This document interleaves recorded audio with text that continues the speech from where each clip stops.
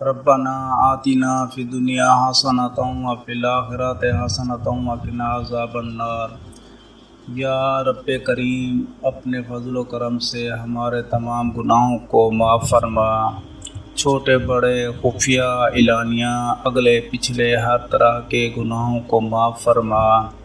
اے اللہ، ہماری شامت اعمال کو اپنے فضل سے دور فرما۔ اے رب کریم، ہمیں اپنی اصلاح کی توفیق عطا فرما۔ اے غفور الرحیم، ہمارے اعمال و اخلاق کی اصلاح فرما۔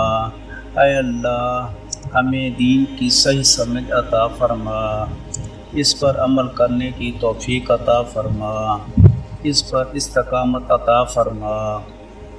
اے غفور الرحیم، اے اللہ، اپنے نبی کریم صلی اللہ علیہ وآلہ وسلم کی سنت پر عمل پیرا ہونے کی توفیق عطا فرما۔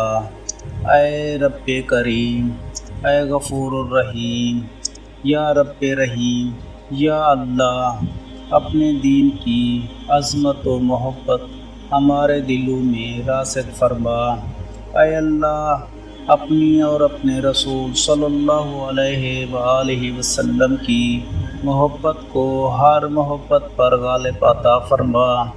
اے اللہ، اپنی رحمت سے اپنی اطاعت کی ہمت اور حوصلہ عطا فرما، گناہوں سے بچنے کی توفیق عطا فرما۔ ہم بے ہمت ہیں، ہمت عطا فرما، بے حوصلہ ہیں، حوصلہ عطا فرما۔ اے اللہ، ہر قسم کے فتنے اور شر سے ہمارے اور ہمارے گھر والوں کی، دوست احباب کی حفاظت فرما۔ ہمیں اور ہمارے دوستوں کو مصیبتوں سے بچنے کی توفیق عطا فرما۔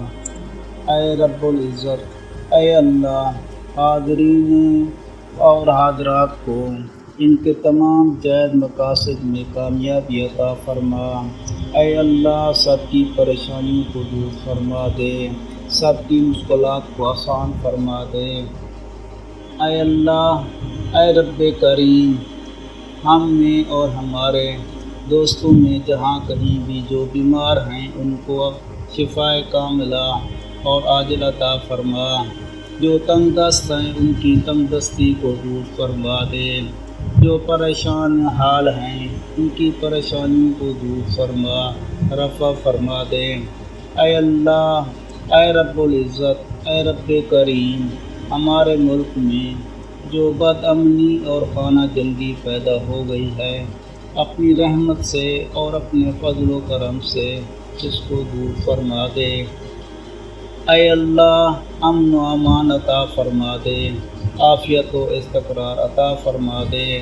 اے اللہ، ہر قسم کے فتنے اور شر سے ہماری حفاظت فرما۔ اے اللہ، اپنے فضل و کرم سے حکومت عادلہ عطا فرما دے۔ آمین ثم آمین برحمتک یا ارحم الراحمین۔